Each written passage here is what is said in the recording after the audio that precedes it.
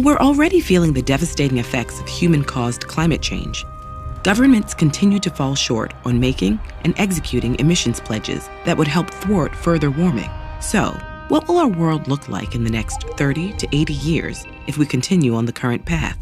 While it's impossible to know exactly how the next decade will unfold, scientists and climate experts have made projections factoring in the current state of affairs. This future we're about to describe is bleak, but remember, there's still time to ensure it doesn't become our reality. It's 2050. We've blown past the 1.5 degree target that world leaders promised to stick to. The Earth has warmed 2 degrees since the 1800s, when the world first started burning fossil fuels in mass scale. Reports on heat waves and wildfires regularly fill the evening news. Summer days exceed 40 degrees in London and 45 degrees in Delhi, as extreme heat waves are now 8 to 9 times more common. These high temperatures prompt widespread blackouts as power grids struggle to keep up with the energy demands needed to properly cool homes. Ambulance sirens blare through the night, carrying patients suffering from heat stroke, dehydration, and exhaustion. The southwestern United States, southern Africa, and eastern Australia experience longer, more frequent, and more severe droughts. Meanwhile, the Philippines, Indonesia, and Japan face more frequent heavy rainfall as rising temperatures cause water to evaporate faster and trap more water in the atmosphere. As the weather becomes more erratic, some communities are unable to keep pace with rebuilding what's constantly destroyed. Many move to cities where they face housing shortages and a lack of jobs. A resource squeeze is felt in newborn intensive care wards as the rising temperature and air pollution cause higher rates of premature and underweight births. More children develop asthma and respiratory disease, and rates balloon in communities regularly exposed to forest fire smoke. The global emissions added to the atmosphere each year finally start to level off thanks to government action, but it's decades too late. We failed to reach net zero in time.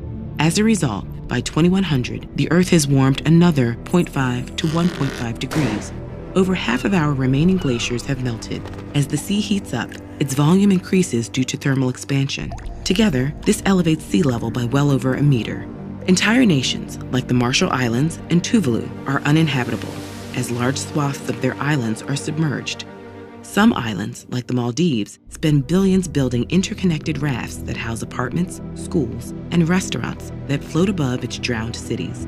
Resettled climate migrants in Jakarta, Mumbai, and Lagos are forced to abandon their homes once again as rising tides and extreme storms flood buildings and crumble infrastructure. Overall, 250 million people are displaced. Some affluent cities like New York and Shanghai attempt to adapt, elevating buildings and roadways. 10-meter-tall seawalls line the city's coasts. Children learn about extinct sea life which once inhabited the ocean's reefs, all of which have vanished thanks to rising surface water temperatures. Grocery prices skyrocket as food and water scarcity touch all communities.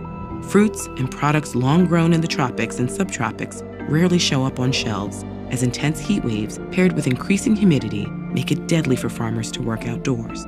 Unpredictable heat waves, droughts, and floods cripple small-scale farmers in Africa, Asia, and South America, who previously produced 1/3 of the world's food.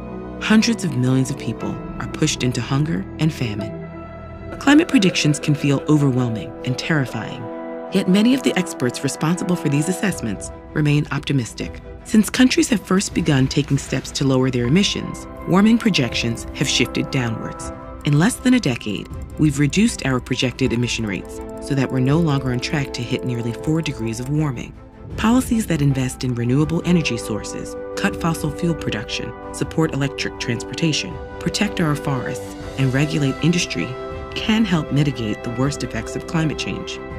But climate experts have also stressed that current policies and pledges don't go far enough in speed or scale. Enacting real change will require bold solutions, innovations, and collective action. There's still time to rewrite our future, and every 1/10 of a degree counts.